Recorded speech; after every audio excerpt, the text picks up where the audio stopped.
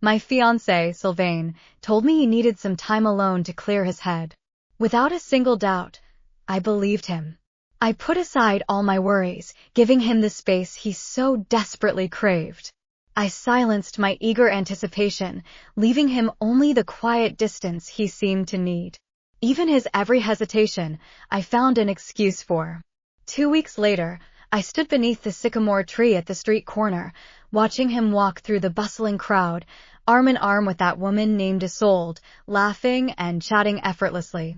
Their fingertips brushed ever so lightly, as if all those years we'd spent together, our engagement itself, had been nothing more than a fleeting illusion. At that moment, there was no heart-wrenching collapse. Instead, there was just the stark clarity of waking from a long dream. It wasn't he who'd broken me, it was he who'd finally awakened me completely.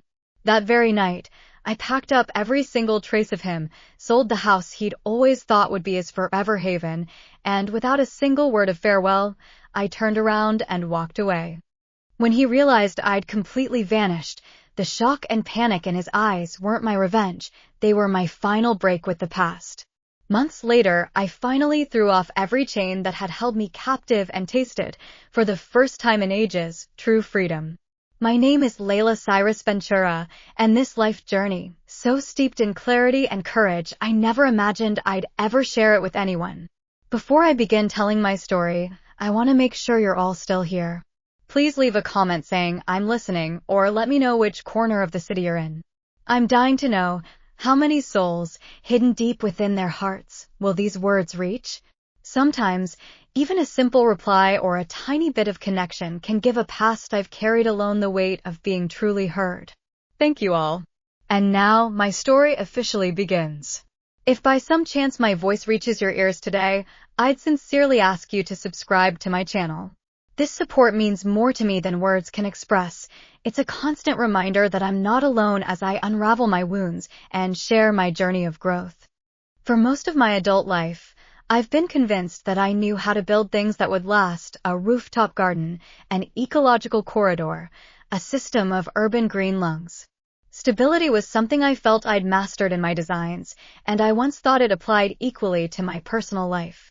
At the age of 31, I was working as a landscape ecologist in Silverton, a small town surrounded by forests and mountains, where the natural landscape and human design coexisted perfectly, creating an atmosphere that was both healing and profoundly reassuring. I lived in the house I'd bought when I was 28, my very first real milestone: quiet, narrow streets, towering oak trees shading the sky, and morning sunlight filtering through the leaves to cast delicate patterns of light across the floor. Everything felt precise, deliberate, and hard-won. My daily routine was steady and dependable. My career was steadily advancing. I thought I'd finally become the grown-up I'd dreamed of being since childhood. It wasn't until I met Sylvain Thorne that things changed. It was at an eco-design and art fusion conference in Boulder Valley, a gathering where everyone wore name tags and eagerly discussed plant arrangements and spatial narratives. Sylvain wasn't a professional in the design industry. He was an art curator, and that evening, he was in charge of orchestrating the agenda and setting the tone of the event. The first time he approached me, his casual yet gentle demeanor caught me completely off guard. When he smiled, it felt as if you were the only person in that bustling room worthy of pausing to truly connect. At first, our conversation had been just a brief complaint about how tart the lemonade at the venue was, but before we knew it, we'd been chatting for 3 hours straight, talking about pocket parks in the city, reminiscing about childhood days spent wandering through mountains and forests, and marveling at the extraordinary comfort that came from encountering strangers who truly understood you. As I left that night, I felt as though someone had quietly rearranged the cognitive furniture in my mind, subtle yet unmistakable. My world, it seemed, had tilted ever so slightly. A few months later, he moved into my house. At that time, we were like two puzzle pieces that fit together perfectly. He brought art paintings and a gentle warmth to the rooms I'd previously used only for work and rest, and in return, I gave him a sense of stability and peace, a kind of rhythm he'd never known before. We didn't clash fiercely. Instead, we blended together with tender grace. Looking back now, I realize just how intoxicating that harmony was, especially for someone like me, who had spent years relying solely on logic and blueprints. The night he proposed to me at the Moonrock Open Air Theater, the starry sky was so brilliantly dazzling it almost seemed unreal. I didn't hesitate for a moment. Sylvain knelt down on one knee under the dim stage lights and told me that I'd made him want to become a man who seeks stability, understands commitment, and is willing to stay. I believed him. I believed that the life I'd painstakingly built was finally about to expand into something even more beautiful. Before he'd even finished his proposal, I said yes. For a while, everything really felt as perfect as a dream. But subtle changes were quietly taking place. During a conversation about wedding expenses, Sylvain suggested using my savings to cover part of the costs, saying it was all about building a shared life together. His words sounded perfectly reasonable, and I didn't question them, but deep down, a barely perceptible unease crept into my heart. His tone and timing felt off somehow, and I could sense that the balance between us had begun to shift imperceptibly. I pushed aside my growing anxiety and chose to trust him. Little did I know that this was already the beginning of a rift in our relationship. 3 months before the wedding, the atmosphere at home became increasingly tense. Sylvain became unusually wary of his phone. Whenever a message came in, he'd immediately turn to his screen. He started coming home later and later, always finding excuses: overtime work, meetings, traffic jams. He carried a faint scent of unfamiliar cologne and white musk on his skin. Though there weren't any blatant signs of trouble, my keen eye for detail couldn't help but notice these subtle changes. Instead of questioning him directly, I quietly noted down the unusual details: an unexplained parking receipt from the mountains tucked away in his pocket, and a tender phone call he deliberately stepped outside to take. Each of these fragments seemed insignificant on its own, but strung together, they began to trace a suspicious pattern. Later, I came across Isolde Hayes' name. That night, Sylvain's email inbox was left open, and a preview of her message popped up. He'd once told me she was his deeply cherished ex-partner, someone he'd long since cut off all contact with, but now she'd become an independent curator with whom he had professional connections. When he noticed me reading it, he hastily closed his laptop in a panic, leaving that detail lodged firmly in my mind. The first crack in my illusions came during a dinner gathering with friends.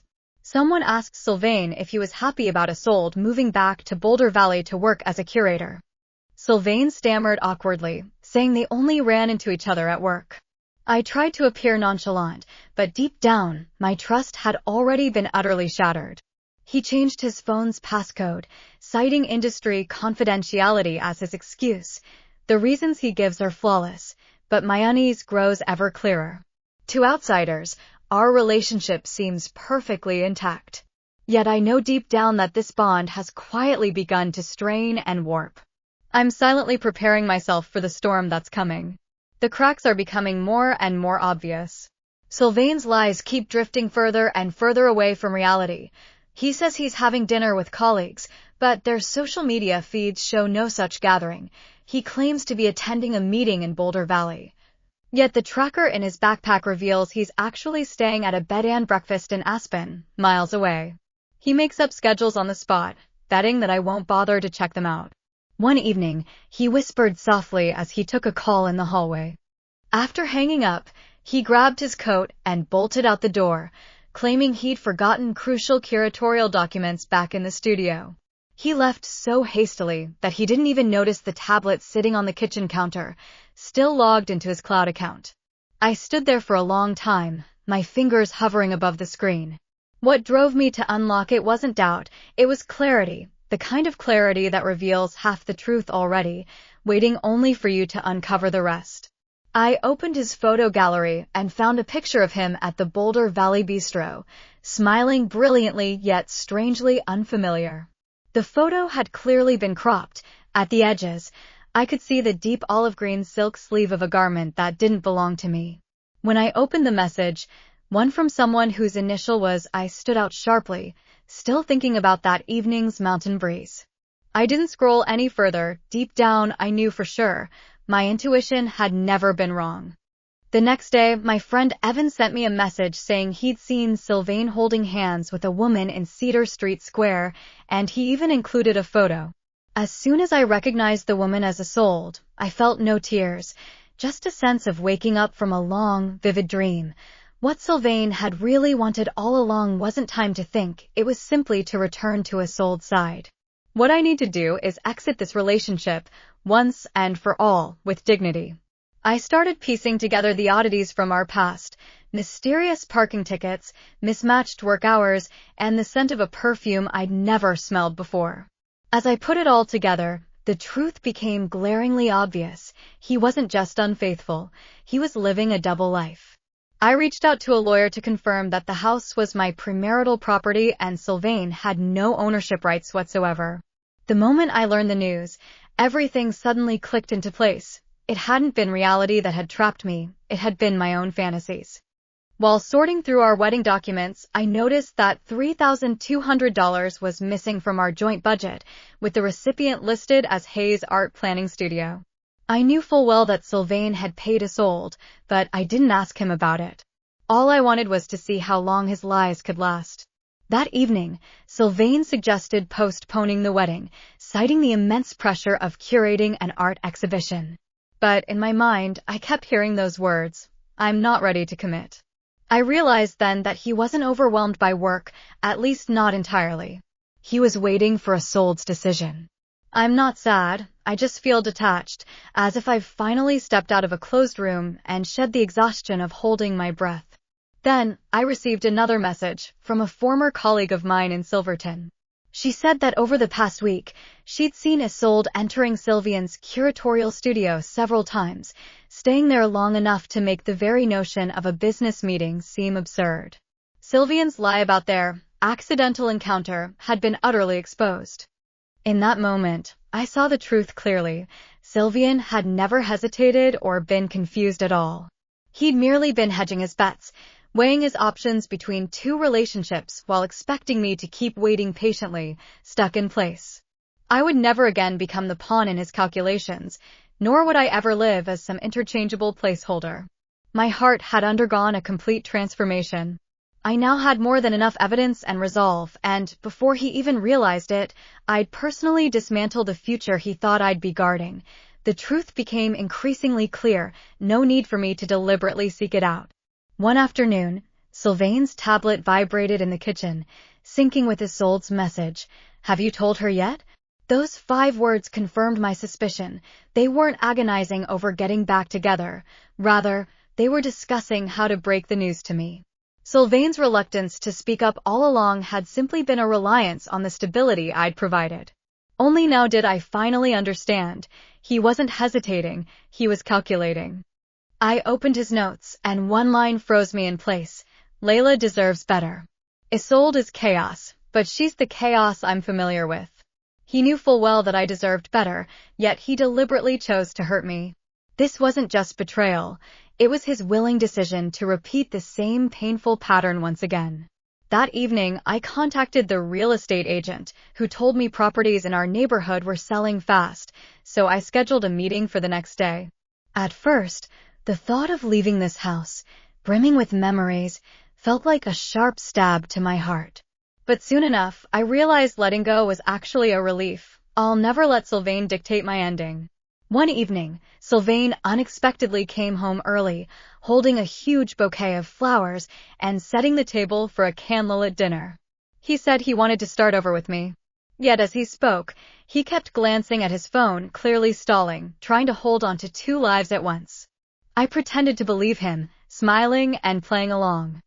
The more he thought I was calmly waiting for him, the easier it would be for me to walk away cleanly and decisively. Late that night, Toussaint's friend called me. She said Isolde was absolutely certain Sylvain would be back to her before autumn, and her tone made it sound as if she'd already received his promise.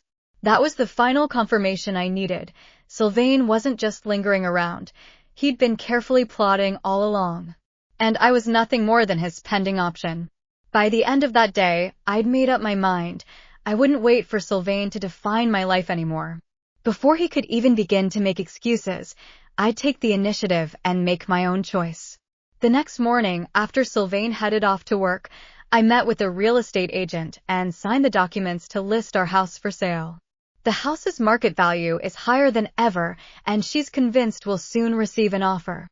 The moment the documents were submitted, something inside me loosened, not exactly a sense of relief, but rather a feeling of control, a firm conviction that I've regained mastery over my own life, a conviction Sylvain could never have anticipated. Within 24 hours, a young couple came to see the house and fell in love with it at first sight.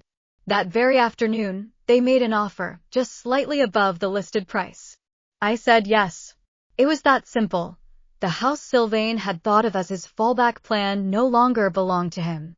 The timeline had been rewritten, the house now had an expiration date, and so did everything else associated with him. I began systematically clearing out the rooms. Each item carried a story of its own, and sorting through them felt like turning the final pages of a book I'd never wanted to finish. I've put away everything that belonged to me, every single item I owned before I met Sylvain, and I've kept the receipts for each one.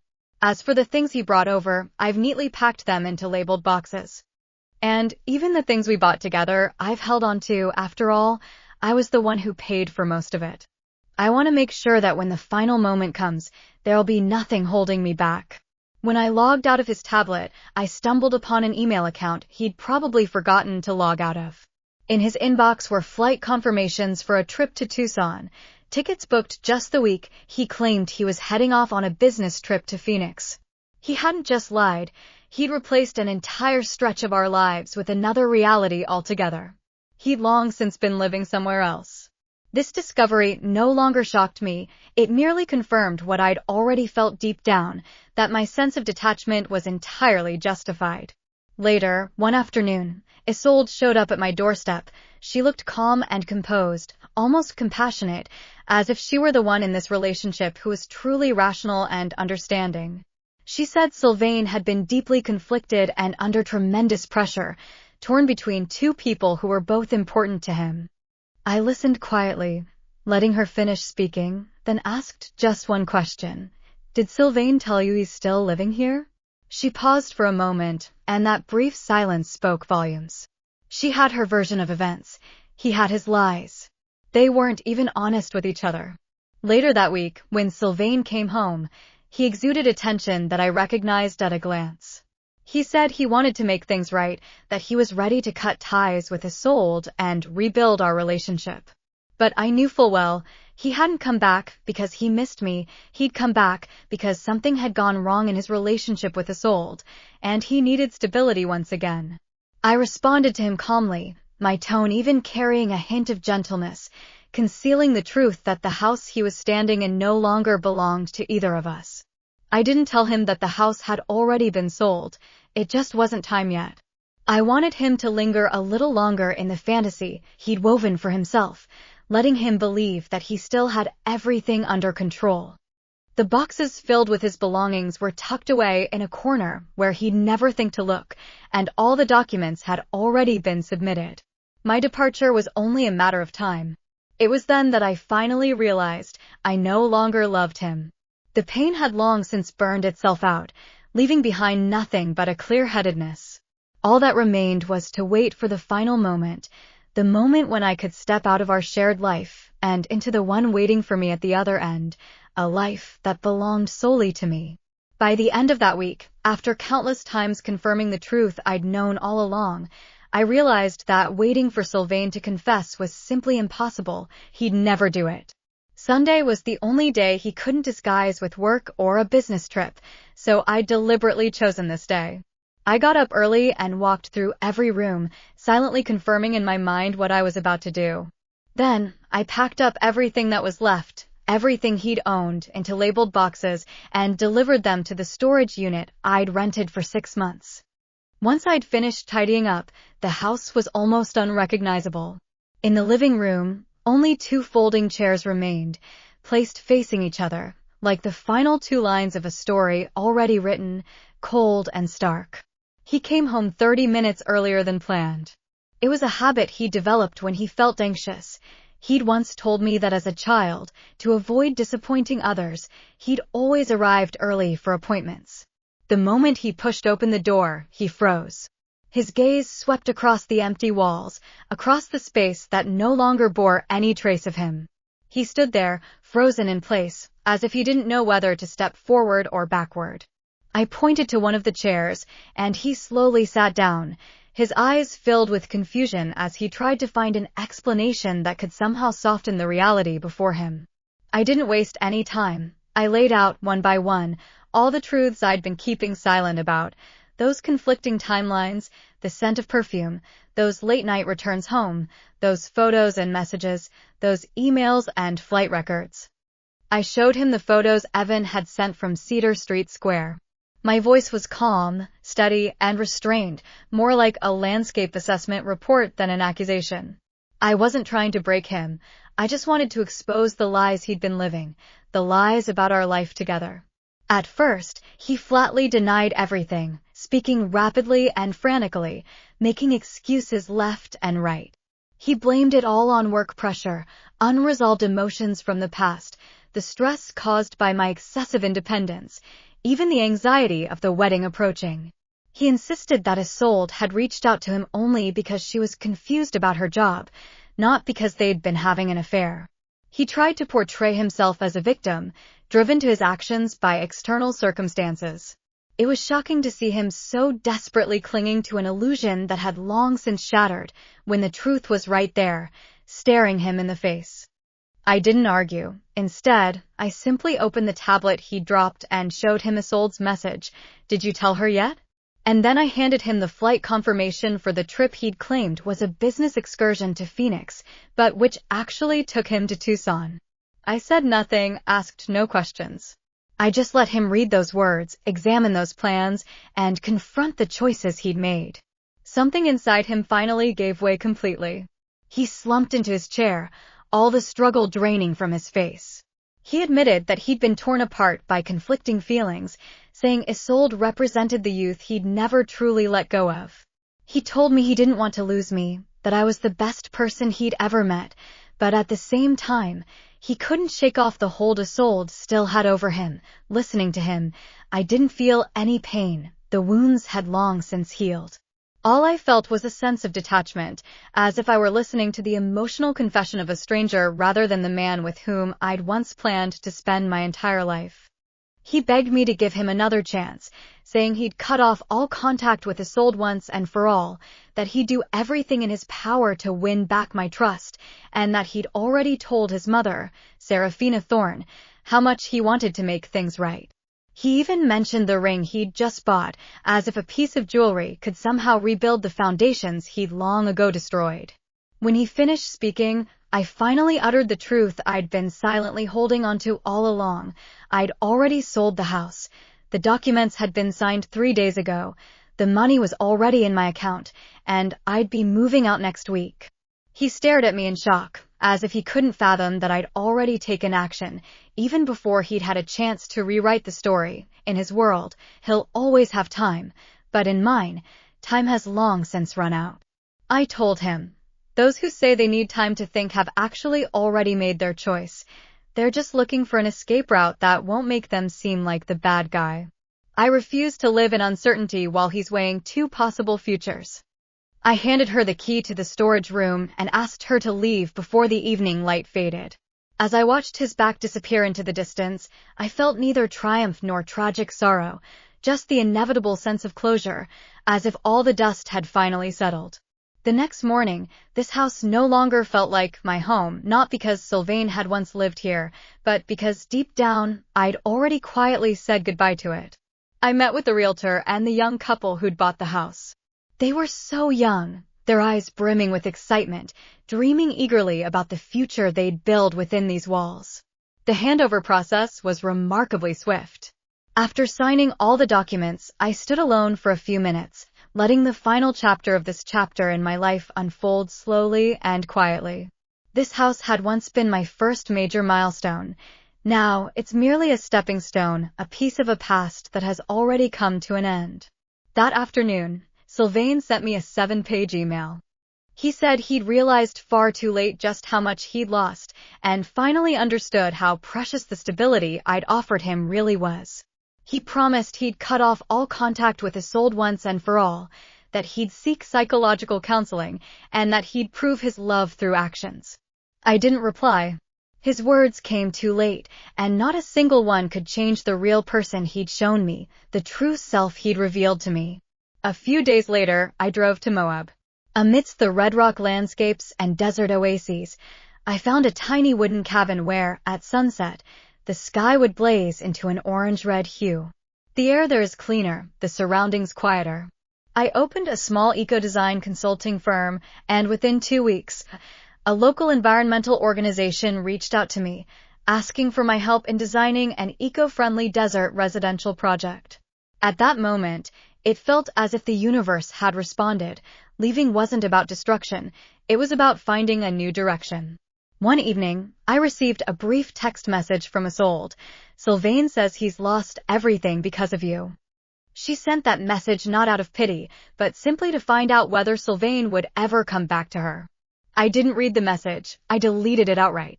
I'd grown tired of being caught up in their cycle. A few days later, Sylvain emailed me again, and this time, every word dripped with anger. He accused me of being irrational and unyielding, blaming me for ruining everything that could have been salvaged. I still hadn't replied. His despair was merely another form of escape, and I no longer had any obligation to foot the bill for someone else's consequences. A few weeks later, a friend from Boulder Valley told me that Sylvain and Isolde had broken up, and that the breakup had been swift and abrupt. She said Sylvain wasn't the man she remembered. Without the stability I'd provided, he seemed hollow and powerless. He tried to win her back, but once she'd lost the thrill of the chase, she turned away immediately. Hearing this news, I didn't feel satisfied at all. I felt only a deeper sense of clarity. I'd completely pulled myself out of that revolving door they'd both been unable to escape. Life in Moab began to unfold in ways I'd never anticipated. I met new collaborators, visited project sites that made me fall in love with my work all over again, and started drawing up blueprints for a sustainable housing development on the edge of the desert. Every day, I've been rebuilding something. Not a relationship, but myself. Looking back now, I realize that Sylvain's betrayal wasn't the collapse of my life. Rather, it was like a shift in the foundation, forcing me to see clearly that I needed to rebuild my own life somewhere else entirely. And the last lesson I learned has stayed with me ever since. When someone says they need time to think, they've already made their choice. All that's left is my own choice. I've learned never to hand over the keys to my life to someone who doesn't know how to cherish it. Yet as this realization settled deep within me, I found myself experiencing a strange kind of calm, a quiet serenity that wasn't quite complete yet, but was nonetheless the beginning of peace. Moving to Moab gave me much-needed breathing room, yet certain parts of my inner self still felt on guard, as if every memory carried with it a hidden danger. Trauma can reshape you even after you've long since left the battlefield. Your body will still subconsciously search for traces of the smoke and fire. 3 weeks after arriving in Moab, just as my counseling work was finally getting back on track, a letter arrived in my mailbox.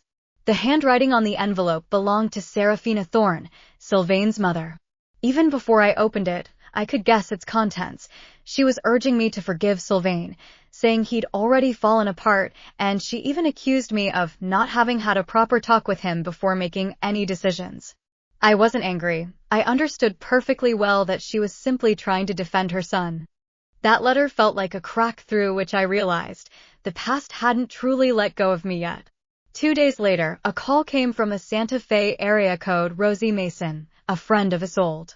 She sounded frantic, insisting that Isolde was spreading lies to smear my reputation, claiming that I'd been manipulating Sylvain and sabotaging their reconciliation. Though I found it absurd, deep down, the old wounds still echoed. Rosie also said that Sylvain kept showing up at Isolde's studio, pestering her, but each time, he was sent away. I hung up the phone, stepped outside, and took a deep breath of the desert's serene stillness, resolving firmly not to let the noise of the past erode the peace of my present life. 2 days later, a black SUV pulled into my driveway, and Sylvain got out. He looked haggard, his clothes rumpled, and his voice trembled as he begged me for just 5 minutes, saying he'd lost everything, even himself. My heart beat steadily, and my voice was calm yet resolute. Your identity crisis isn't something I'm qualified to solve. He pleaded for some kind of closure, but I replied softly, the day you chose someone else, you'd already reached your own conclusion. He stood there, stunned for a moment, then finally got back into his car and drove off, disappearing into the distance. Alone, I stood on the dusty driveway, silence descending like a final verdict, wrapping itself tightly around me. That was the last time I saw him. It was only then that I realized the real ending wasn't his apology, nor the sale of the house, not even that confrontation itself. The real ending was that he'd lost all power, no longer able to stir even the slightest ripple in my heart. For the first time in a long time, my life truly belonged entirely to me. Sometimes, I find myself thinking about everything I let go of, without any regret, just a strange sense of gratitude. Because losing those things I'd once taken for granted as my future didn't break me. Instead, it reshaped me.